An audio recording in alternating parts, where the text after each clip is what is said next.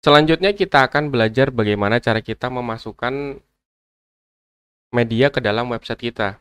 Di sini kita akan mencoba memasukkan gambar, kemudian memasukkan audio, dan juga memasukkan video, serta kita bisa memasukkan video juga yang dari YouTube. Sebelum kita mulai untuk materi ini, sebelumnya lebih baik kita persiapkan dulu file gambar dan juga file videonya, serta file suaranya. Di sini saya sudah siapkan di folder media, itu ada lagu, MP3, gambar, dan juga video yang akan siap kita masukkan ke dalam website kita.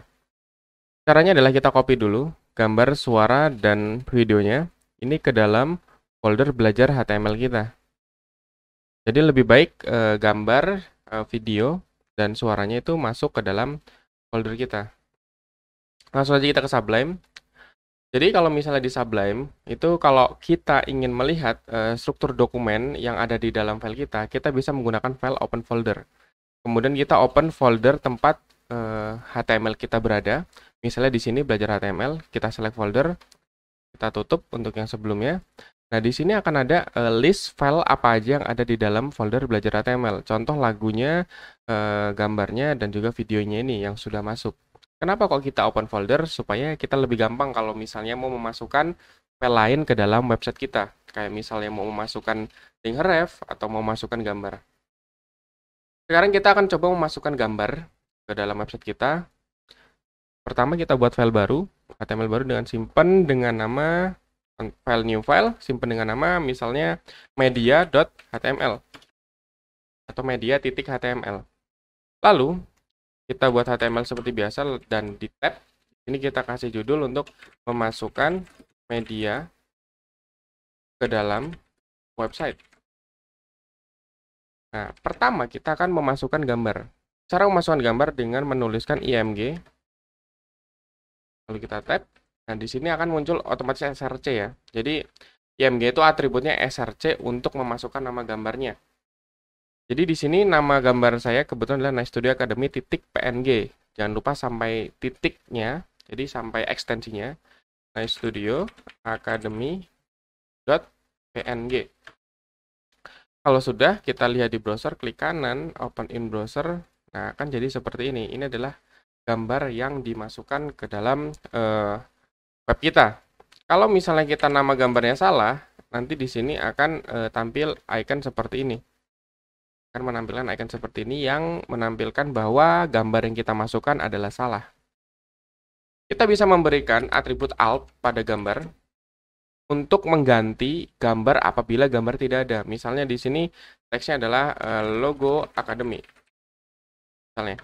Jadi ketika kita refresh, ketika gambar tidak ada, dia akan ada muncul tulisan logo Academy. Jadi tulisan logo Academy ini pengganti sebagai gambar yang kita salah masukkan.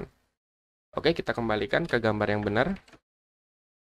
Kalau misalnya kita kembali ke gambar yang benar, maka tidak akan muncul alt-nya tadi. Di dalam image, kita juga bisa atur lebar, tinggi, dan arah dari gambarnya. Jadi kalau misalnya akan ada gambar dan sisanya ada teks, itu akan berpengaruh arahnya. Misalnya dia akan tengah, kiri, kanan, atas, bawah, atau justify. Sekarang kita akan mencoba memberi lebar pada gambar, width misalnya, enter saja supaya enak dilihat.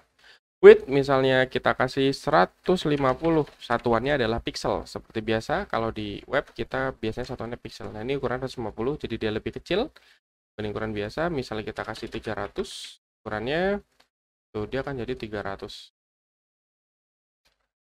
Kemudian kita akan coba untuk tinggi, kita menggunakan height, misalnya kita kasih 200.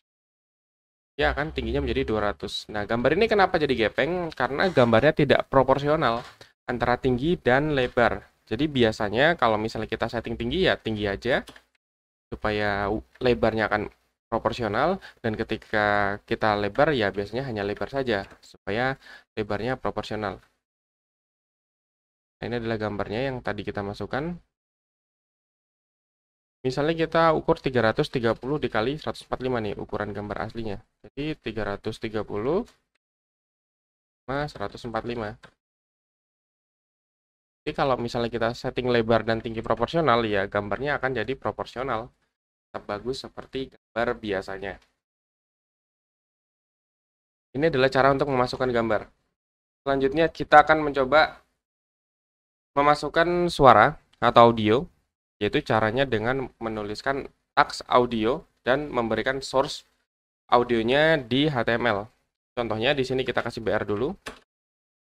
Terus kita kasih kode audio, kemudian kita tab, otomatis akan muncul kode audionya. Lalu kita kasih source. Otomatis dia akan src dan pilih tipenya. Jadi di sini audio source adalah nama dari audio yang akan kita masukkan. Misalnya di sini namanya lagu.mp3. Dan tipenya, kalau dia menggunakan mp3 berarti tipenya audio/mp3.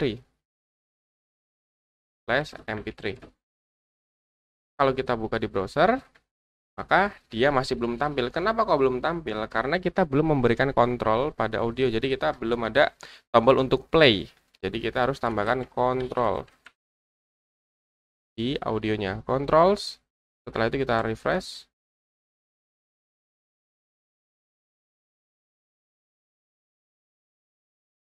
Source lagu PNG. Kemudian kita kasih controls.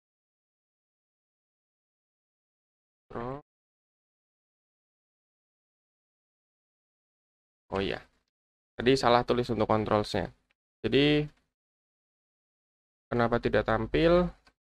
Karena kita salah tulis untuk controlsnya tadi. Jadi harus tulisannya controls. Setelah ada kontrol, kita maka bisa play lagunya. Nah, ini contoh lagunya yang kita play. Kita bisa cepatkan, kita bisa mute juga, kita bisa atur volumenya. Ini adalah audio dari HTML. Kita play dan pause.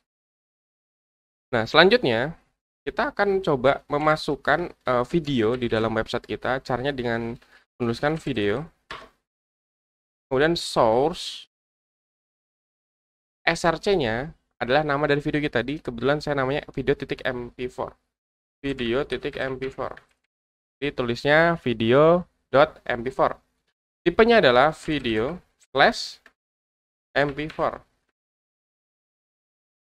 Ini kelewat tipenya. Kalau kita buka di sini, terus kita refresh, nah maka muncul video kita, tapi tidak bisa di-play. Kenapa tidak bisa di-play? Karena memang kita belum memberikan kontrol pada video kita. Sama seperti audio tadi, kalau kita tidak ada controls, maka dia tidak akan berjalan.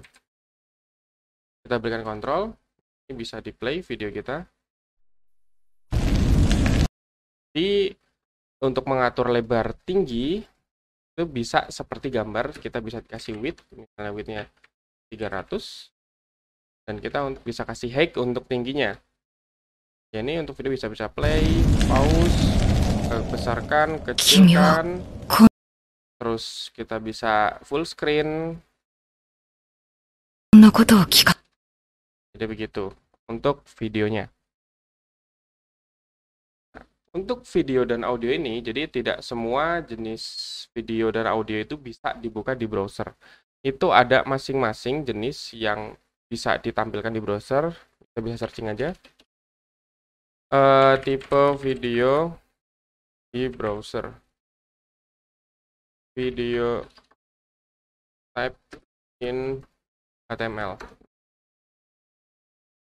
Jadi di sini akan muncul jenisnya apa aja yang bisa.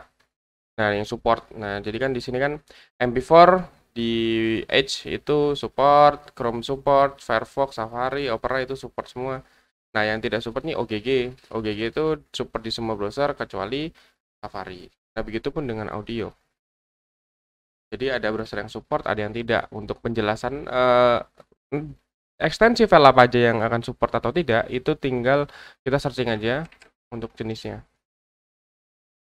Yang terakhir untuk materi media ini, saya akan mencoba memasukkan video dari source YouTube. Misalnya kita buka YouTube. youtube.com. Nah, terus kita cari video salah satu, misalnya di sini ini Kamu video Indonesian Idol dari YouTube. Kemudian kita klik share. Lalu kita klik embed, atau kalau bahasa Indonesianya sematkan. Ini kan ada kode iframe, ini copy saja. Klik copy, nanti kalau sudah ke copy, kita masukkan ke dalam coding kita. Nah, otomatis akan ada iframe lebar berapa dan tinggi berapa, dan alamat YouTube-nya apa. Kita simpan, kemudian kita refresh. Nah, maka akan muncul video yang tadi kita lihat di YouTube. Jadi kita tinggal klik, play, pause, dan stop, sama seperti tadi. Supaya ke bawah kita kasih BR juga. Dan kita refresh. Seperti ini.